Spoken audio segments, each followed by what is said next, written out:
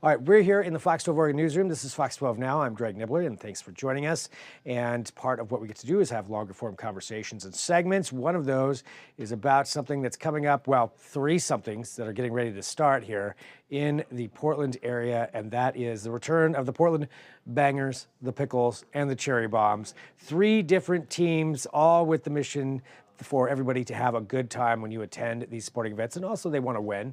And so we spoke to the co-owner of those different organizations, Alan Miller, just about what to expect as we get ready for spring sports to start and through the summer for all three of those organizations, and particularly the Cherry Bombs with their new season, inaugural season, starting up. Here's Alan.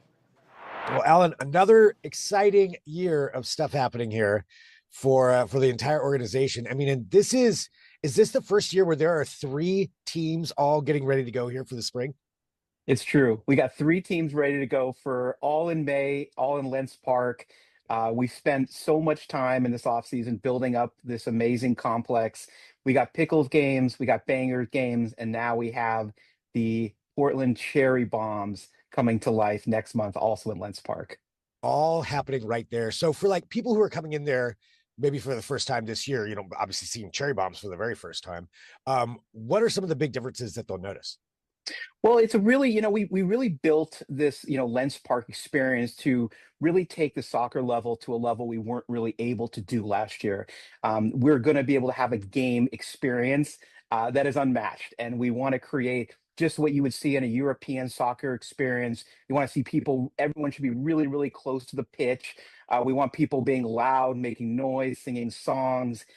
We want to, really scare what's going on with our opposing teams as well. So this is a really exciting year for us. We're really building this out in a cool way. I mean, so getting that European kind of experience in Portland, like that's something that I think will be kind of unique, especially out there, in Lentz Park, and just with everything that you built with the Pickles. Like, how much of that experience with like the Pickles experience is going to transfer through to everything else? Well, one of the things we learned last year was that soccer fans love soccer and they want a really competitive product in the field, and they're really glued in on what's happening. So we did spend a lot of time building our rosters this year that are really strong. But we also wanted to take a lot of the infrastructure and things that people love about the Pickles that we weren't able to do. So this year, as an example, we have multiple full bars. We have our beer tent out there.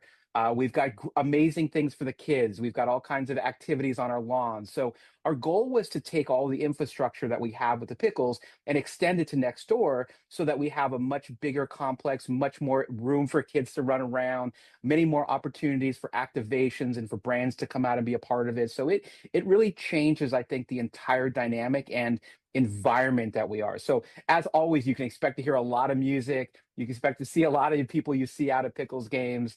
But we just wanted to create an experience on game day that was unlike anything that anyone has experienced in Portland before. And the experience is one of the big things about going to a Pickles game or a Bangers game and Cherry Bombs game. And to that extent, what are some of the big experiences that people can expect this year when it comes to that? Well, chances are you're going to see a mascot or two. We love our mascots. They're always involved in the things we're doing. So there's going to be that. There's going to be a lot of sound, a lot of music, a lot of chanting.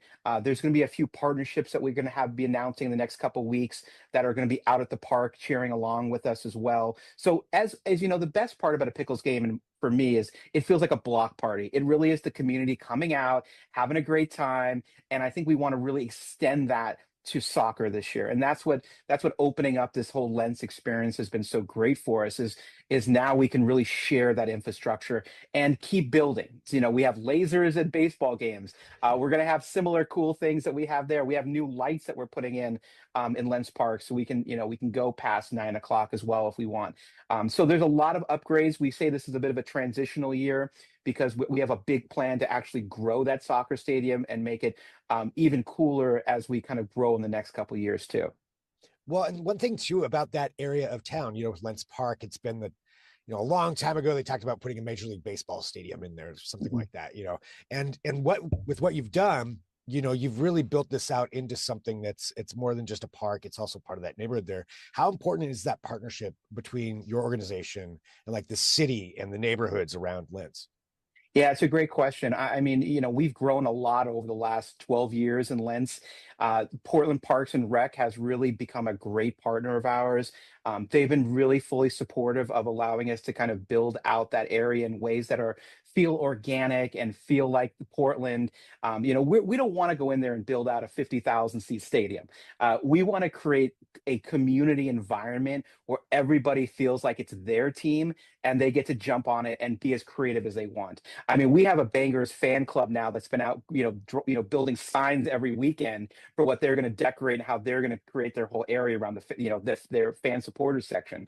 We really want to encourage that. I mean, it seems like everybody in Portland has some incredible creative gift.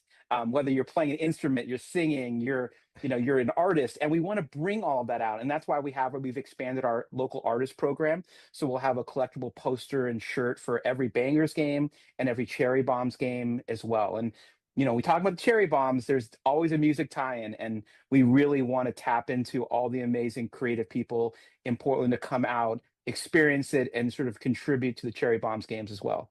Nice. And for to give everybody some of these dates, when are things starting off?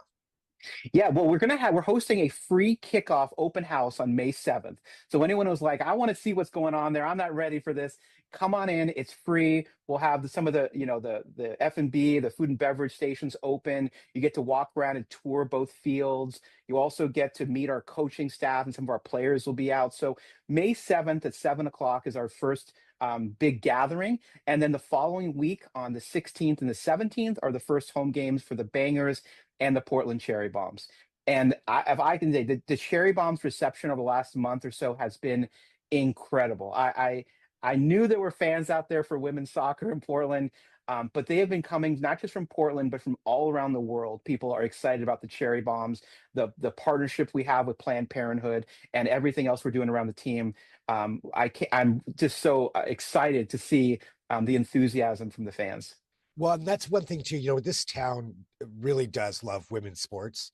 I mean, I think it's evident just by all the stuff that's going on around here. So when it comes to the Cherry Bombs, how important is that relationship with the fans of Portland and how they're embracing the team? Yeah, it's the most important. I mean, we started working on the Cherry Bombs 2 years ago as a way to make sure that it was authentic to Portland, impactful to Portland. We didn't want to just start a women's soccer team. We wanted to start a team that had meaning and influence locally, and even bigger if we could, because that's the power of having a sports team is making a stand, having a cause. We did that with the Pickles last year. We picked 3 local charities and we raised a lot of money for the local charities, and our staff was really proud of that. So we take it as a serious responsibility that we're there and we can do a lot of good, and we want to bring awareness to a lot of causes that are important to us, and we want to encourage our fans to come on board and also have a platform so that they can also support these causes if they'd like to. Amazing. Well, Alan, thank you, for letting us know what's going to be going on, and congratulations on all this. Anything else that's important that you think people should know? I think that the Portland Cherry Bombs are one of the coolest brands to ever come along in Portland. We're so honored to have the support we've had so far from the city. And, the fact that, this goes back and is inspired by the 90s culture and all the music and sports that's come before us. Like, we don't take that lightly. And we are looking forward to getting on the field, because I'm going to tell you, our team looks really good this year. All 3 teams, we spent a lot of time recruiting. Our coaches have done an incredible job. So I'm really excited to, hopefully run the table this year and put together some really, really great soccer spirit as well. Awesome. Can't wait to see all 3 of them. And congrats again. Thanks, Alan. Thank you. Appreciate it. All right, yeah, again, big thank you to Alan and this whole team over there with what they've built with the Pickles, the Cherry Bombs, the Bangers, all opportunities to go out and check out those games. If you haven't done that, it is an experience, and there is really something for everybody, and I'm just saying that as a fan of somebody who lives in that area, and it's pretty fun. It's pretty cool. So big thanks to them. We do cover, as I mentioned before, a lot of topics here on Fox 12 Now, so thanks for joining us for those. Check out all of our segments on the Fox 12 Oregon apps, whether that's for your mobile device, your phone, or whatever, or you could also go to the Roku app, Fire TV app, and Apple TV app, and all 3 of those have both our live shows, live news, but you can watch it after the fact. Like, say there was the 10 a.m. hour of Good Day Oregon. You want to see that again? Well, you can go do that if you want something that's specific. You can do that right there on the apps. But you can also check out all of our different channels that are on there as far as different things to watch and learn about, find your interest, or go down the Fox 12 Now rabbit hole and check out all of our interviews. Those are on there as well. But thanks for joining us today. I appreciate it. I'm Greg Dibler. This is Fox 12 Now.